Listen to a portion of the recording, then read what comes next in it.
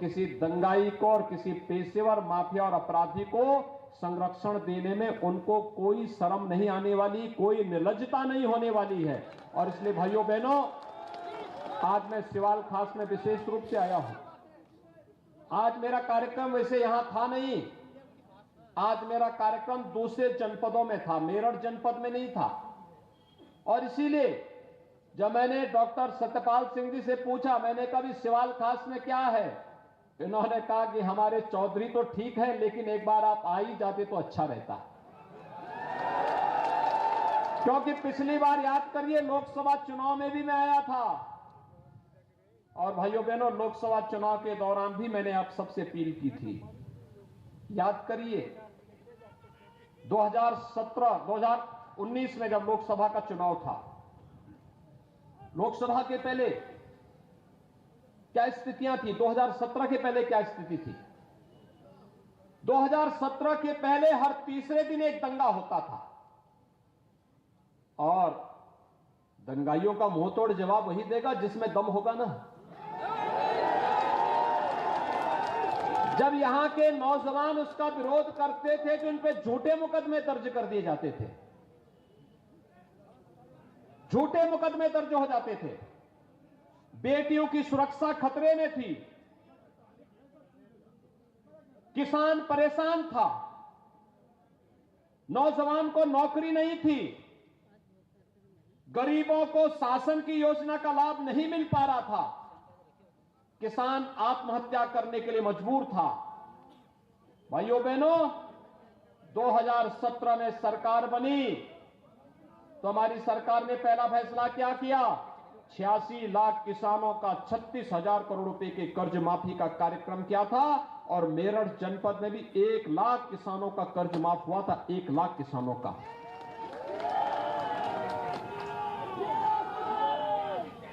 भाइयों बहनों, गन्ना किसानों के गन्ना मूल्य का समय पे भुगतान करवाने की तैयारी और पूरी ताकत के साथ इस कार्यक्रम को आगे बढ़ाया गया। तो किसानों की उपज को न्यूनतम समर्थन मूल्य पर खरीदने का भी प्रावधान किया गया। और प्रदेश के अंदर 2,54,00,000 किसानों को प्रधानमंत्री किसान सम्मान निधि से 6,000 रुपए सालाना देने की व्यवस्था भी आज भारतीय जनता पार्टी की डबल इंजन की सरकार ने बनाया। हम लोगों की जब सरकार आई थी, हमने पहला फैसला किसानों के ऋण माफी की किया था, दूसरा फैसला अवैध बूचड़खानों को बंद करने का भी किया था, और तीसरा फैसला बेटियों की सुरक्षा के लिए भी किया था। बेटी तो बेटी होती है, सबकी होती है। ये लोग जो बेटियों की सुरक्षा पर खतरा होकर के मंडराते थे, हमने भी खुली छूट दी थी इन खतरों से कायदे से निपट करके इनके गलों में तख्ती लगा करके थाने थाने में जान की भीख मांगते रहे। आपने 5 साल में कोई दंगा देखा? पहले तो हर तीसरे दिन दंगा होता था। क्या दंगा कराने वालों को वोट देंगे? बेटियों की सुरक्षा के लिए खतरा बने हुए लोगों को वोट देंगे?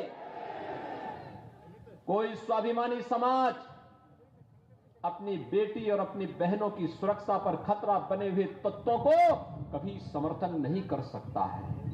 और जब संकट था, तभी 2 लड़कों की जोड़ी गायब थी। एक लखनऊ से जाटों को पिटवा रहा था, झूठे मुकदमों में उन्हें जेल के अंदर ठूंस रहा था। गौरव और सचिन जैसे 9 युवक मारे जा रहे थे, तो व्यक्ति उन दंगाइयों को अपने मुख्यमंत्री आवास पे बुला करके सम्मानित करता था। आज शर्म नहीं आती इन लोगों को आपके पास आकर के फिर से गुहार करने की। और इसलिए भाइयों बहनों, मैं आप सबसे ही कहने के लिए आया हूं, जितने दंगाई थे चुन चुन करके इन लोगों को भी सबक सिखाने का कार्य हुआ है। 5 साल के अंदर हमने कहा, अगर हमारी निर्दोष लोगों को तुमने प्रताड़ित किया है, तुम्हें इसकी सजा मिलनी ही चाहिए। और इसलिए भाइयों बहनों, मैं आज आपके बीच आया हूं आपसे कहने के लिए, देखिए, महत्वपूर्ण ये नहीं कौन विधायक बने, कौन सांसद बने, महत्वपूर्ण ये कि समाज की सुरक्षा होनी चाहिए, बेटियों की सुरक्षा की गारंटी मिलनी चाहिए, सुरक्षा सबसे प्राथमिक शर्त होनी चाहिए।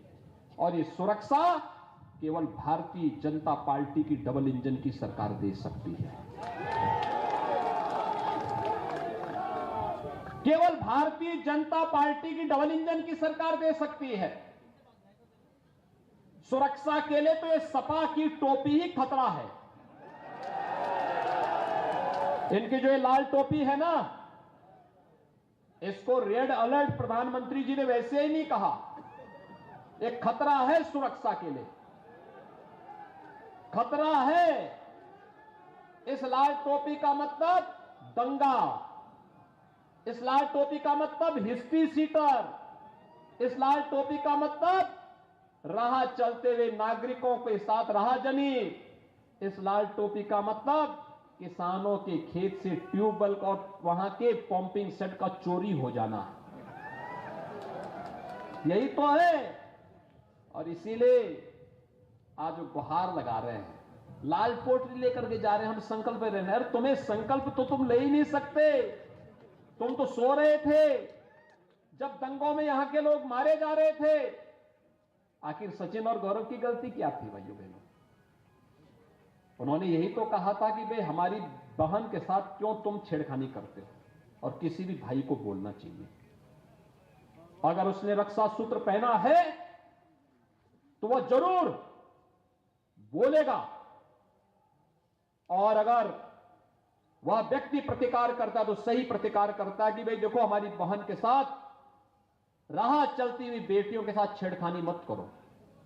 और भाइयों बहनों, ये लोग सुरक्षा के साथ यही सेंध लगाते थे, और इसलिए आज हम सब आपसे कहने के लिए आए हैं, अकेले भारतीय जनता पार्टी है जिसने जो कहा सो करके दिखाया है। एक गांवों के विकास के लिए, किसानों के उत्थान के लिए, नौजवानों के रोजगार के लिए, महिलाओं की सुरक्षा के लिए, इंफ्रास्ट्रक्चर डेवलपमेंट के लिए, मोदीनपुर की चीनी मिल के एक्सपेंशन की कार्रवाई हो, या मेरठ दिल्ली 12 लेन का एक्सप्रेसवे, पहले भी बन सकती थी, पिछली सरकार को फुर्सत नहीं थी, 4 घंटे लगते थे यहां से दिल्ली पहुंचने में, आज 40 मिनट में आप दिल्ली पहुंच जाते हैं। अभी तो हम रैपिड रेल दे रहे हैं, रैपिड रेल, किराया भी कम, मेरठ से बैठे और 40 मिनट में दिल्ली। भाइयों बहनों, 30,000 करोड़ रुपए खर्च कर रहे हैं मुझ पे, 30,000 करोड़। और यही नहीं, मेरठ से प्रयागराज के लिए आप गंगा मैया में, गंगा मैया तो मेरठ से ही जाती है, लेकिन गंगा और यमुना मैया की संगम स्थल है प्रयागराज, एक प्रमुख धाम है। इच्छा हुई सुबह 6 बजे निकले, 12 बजे, मात्र 6 घंटे में प्रयागराज पहुंच जाएंगे। प्रयागराज में संगम में स्नान किया, आज मौनी अमावस्या भी है, और स्नान का याद भी मैं आपको दिला दे रहा हूं। सुबह 6 बजे गए, 12 बजे संगम में स्नान, फिर वहां से 2 बजे चले, रात्रि को 8 बजे अपने घर में। भाइयों बहनों, ये है विकास। पहले पैसा कहां जाता था? पहले पैसा समाजवादी पार्टी के इत्र वाले मित्र के घर में चला जाता था। इत्र वाले मित्र को देखा था ना, इत्र वाला मित्र गरीबों का पैसा, विकास का पैसा, इस पैसे को वहां नहीं लगने देता था, इकट्ठा करता था और आरसीसी की दीवार में कैद करता था। जब मां लक्ष्मी का उस पे श्राप लगा तो फिर हम लोगों को भी आदेश हुआ कि कहां बुलडोजर है। तो भाइयों बहनों, आपने देखा होगा वो आरसीसी की इतनी मोटी मोटी दीवारें थी, और बुलडोजर जब उस पर चला, नोट की ढेर की गड्डियां पहाड़ बाहर निकलते हुए दिखाई दे रहे थे। ये गरीब का पैसा था, विकास का पैसा था। पहले कोई मुख्यमंत्री बनता था, अपना बंगला बनाता था। आपने देखा होगा ना, सपा बसपा की सरकार में कोई मुख्यमंत्री बना, अपना बंगला बनाता था, अपने लिए सुविधाएं खरीद करता था। बीजेपी की सरकार बनी, हम लोगों ने कहा कि नहीं भाई, गरीबों का मकान बनाओ। 43 लाख गरीबों को एक एक आवास दे चुके हैं हम लोग। तो 43 लाख गरीबों को, 2,61,00,000 गरीबों के घर में शौचालय दे दिए हैं। और सपा बसपा के लोग तो अंधेरे में रहने के आदी हैं, वो बिजली भी नहीं देते होंगे। क्या आपके यहां उनके समय में बिजली मिलती थी? सपा बसपा का मतलब अंधेरा। और क्या हमने विकास, बिजली तो सबको दी, अब तो बिजली मिल रही है ना, तो बिजली सबको हम लोगों ने दी।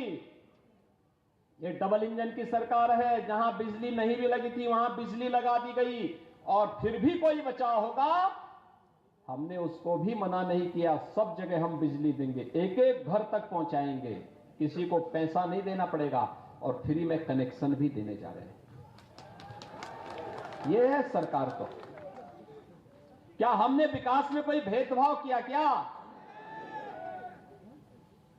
कि नहीं ये ब्राह्मण है इसको दे देंगे, ये जाट है इसको नहीं देंगे, ऐसा तो नहीं हुआ ना। हमने तो कहा भाई सबका साथ, सबका विकास का। न जाति को देखा, न चेहरे को देखा, न हिंदू देखा, न मुसलमान देखा, विकास सबका। लेकिन तुष्टीकरण नहीं होगा भाई। कांवड़ यात्रा कोई रोकेगा तो फिर कायदे से उसका इलाज भी करेंगे। कांवड़ यात्रा आपकी हो रही ना, अब पहली सरकारें रोक लगा देती थी। भाइयों बहनों, कैसी सरकार चाहिए? कांवड़ यात्रा प्रारंभ करने वाली सरकार चाहिए या कांवड़ यात्रा रोकने वाली?